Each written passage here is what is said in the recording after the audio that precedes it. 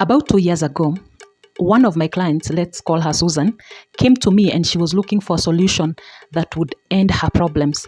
She was feeling low, worthless, and at her end. So upon digging deeper into her problem, she revealed to me that she had an abusive boss, somebody who would emotionally abuse her and show her how worthless she was in her job. So Susan was looking for a quick fix. And the first thing I told her is that she should quit that job. Thank you for watching this video. My name is Emma Mary Wanjiko, and I usually talk about aromatherapy and holistic wellness. I'm a certified clinical aromatherapist here in Kenya. So one of the leading causes of sadness in life generally is having a job that you do not like. It's having a boss you do not even like, let alone want to see every single day. And because you spend most of your time working, it is critical to understand that your wellness has to come first, even before money. So when it came to Susan, I can't reveal her real name, quitting that job was the first cause of action. As a clinical aromatherapist, I have a duty to inform her that essential oils can play a huge role in improving your mood and even wellness over time. However, you have to make sure that the source of the problem or the cause of the problem is addressed. Otherwise, you'll just be medicating pain, just like taking painkillers, which do more harm than good in the long run. So many people are in abusive jobs when it comes to emotional abuse. Some people have even physically abusive jobs. There are people, especially here in Kenya, I have seen, who work for certain people of different nationalities. They believe in caning or whipping their staff if they don't perform. So this is very common. And my honest advice is that you have to remove yourself from that situation. And of course, we understand that you stay in a bad job because you need to put food on the table, you need to pay your bills, and that's understandable. However, if you quit your job, that's not the end of life. You need to put in place a plan that will transition you into something better.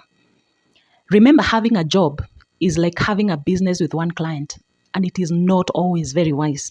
I think as one gets older, you realize that having a job is not really sustainable for life. Not when it comes to financial freedom, not when it comes to your sanity. You need to put your eggs in different baskets. And especially when it comes to Kenya, like the Kenyan youth, there are many opportunities for online jobs. However, there is a dark side to online jobs. You have to sometimes to grapple with very abusive bosses. And of course, these are gig jobs, but you have to grapple with very mean, abusive bosses who not only abuse you emotionally, but even with your pay. Like people who work here in Kenya and compared to people who work in the developed world, you are not paid the same.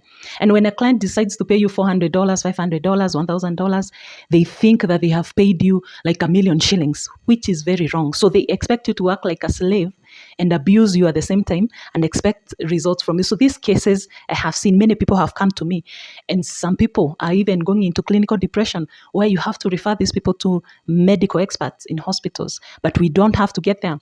So my tips, and this is how I advise Susan, and thankfully she took my advice and removed herself from the situation. So the first thing, if you have a toxic boss or a toxic work environment, the first thing is to quit. Yeah, you have to do something radical. You have to quit. Not unless your boss will change the following day, in which case it can be a miracle and you can choose to pray for a miracle, but most likely they will not change. You have to remove yourself from the situation. In Susan's case, she was not only sad, but she was experiencing weight loss. She had no appetite.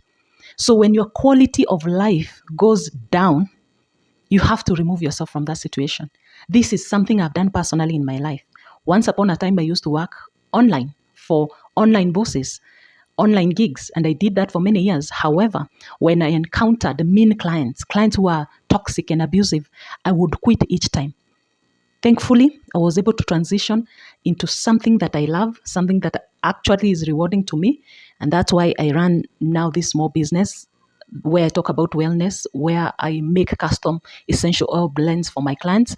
And also advice is also an opportunity for me to connect with people, to listen to their problems, because I feel like I'm also an empathetic person. My desire is that every person may improve their wellness and wholeness naturally. So this line of work gives me an opportunity to interact with people and their problems. So after quitting, what do? The next thing is to make sure you have support around you. If you have parents, if you have good friends, ask them to assist you, maybe financially. If you have kids, if you have, it's a burden if you don't have a job, but you can look for supports. That's why we have friends. If you don't have good friends, then I don't know, that would be very tricky. Get support. Or if you have savings, then that can help you until you transition into something better. Now, if you have a skill or experience in a certain niche, and I believe everybody who works or somebody who feels like they have something to offer, everybody has something to offer, you can decide to look for customers rather than a job or a client. Look for customers. Don't look for one client. Look for customers. This is the sure way to distribute your risk. It is very risky working for one client, like having a job. Very risky. You need to go out there and offer your services to many people. Something broad, like a broad-based system to ensure that you have more than 1, 2, 3 clients. That's what worked for me personally. Instead of concentrating all your efforts with one client, look for customers. So technically, that would mean that you enter into business. Yes, you can enter into small business. You don't have to start with a lot of money. You can start with one product or one service and go online, for example, or use your social media pages to advertise yourself. If you are not an online person, you can go to your neighborhood and start whatever it is to offer value to people so that you can get some pay and get some experience. Usually this is a time to get experience, and that's how you start picking yourself up. So the worst thing is to focus on looking for a different job. And especially here in Kenya, many people are jobless, and their biggest focus is looking for jobs because, everybody wants a shortcut. Everybody wants a salary. People don't want to go through the process. They just want to be paid. However, if you change your mentality and say that if you start building something little from today, imagine a year from now, you have your small base of customers, and that's what you want, whatever service or product you're offering. Remember, you can take products that you don't own. You can go to shops and take those products, market them, sell them. Then you share you can start from there. Everybody can start. Everybody who's willing to become independent. So after putting in place that plan and transitioning into something that gives you more customers and more clients instead of one client, make sure you prioritize your wellness. Look for support. Go to church. Join groups. Make sure you're hanging out with positive people. Avoid alcohol. Stop abusing drugs. Stop being negative. There are people who are just naturally negative, and that attitude is not good for wellness and holistic wellness. So those are my few tips when it comes to having toxicity in your workplace or having an abusive boss. And when I advised Susan on these things, she took them seriously. She was just fed up. And she decided to transition into her work. And she was a pharmacist. She worked as a pharmacist employed. But now she's transitioning into her own business where she has a chemist. So that's a success story in my view. However, despite giving her that deep advice to solve the deeper problem, I also prescribed a very good calming essential oils blend that is just awesome to balance your emotions using vertiver essential oil. It's a warm, earthy aroma that is very holistic. Its work is to calm your thoughts and emotions and even to restore what you call a sense of security. Vertiver essential oil is, if it's not available here in Kenya, maybe you can contact me. I have seen a few people have a stock of vertiver, although you have to be sure that this is pure essential oil, not fragrance oil. It has to be pure essential oil, which is natural.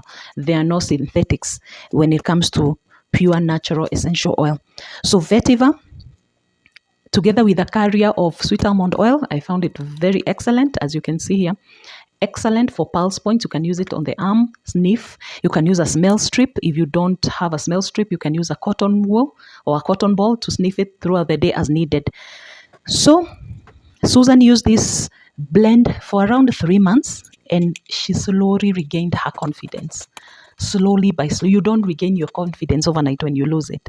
Slowly regained her confidence. And now she diffuses vetiver essential oil mostly in her space to attain that sense of calmness and grounding.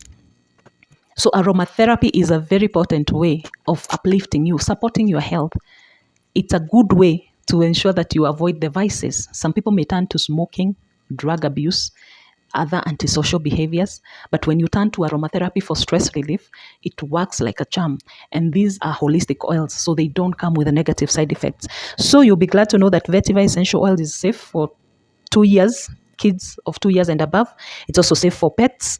You can also use it on skin. It promotes a lot of skin rejuvenation if you're dealing with dryness or aging. It's also very good. However, always make sure that you have a carrier oil blended inside there, because you should never use essential oils directly on your skin. So I'm happy to note that Susan has been faring on very well, and this is my joy to see my clients feel better, restore their joy. This is why I choose aromatherapy, because you can see how people transition from being very low and then having hope and then building their lives and moving on like that. Remember, wellness is more important than money. And you realize this as you grow older. Sometimes when we are young, we think money is everything. And it is. Money is good for show off and all that. You can feel like you're better than others. However, as you grow older, as you start to appreciate wellness more, to appreciate how your body functions, to appreciate how your body is made up, you will realize that wellness is more important than having a lot of money. But that's not to say that you have less money, no. That's just to say that you prioritize wellness. So if you have any questions on aromatherapy, on vetiver, or any other essential oil, just email me, or you can use the number provided. Remember, my prayer for you as always is that you may be whole and well.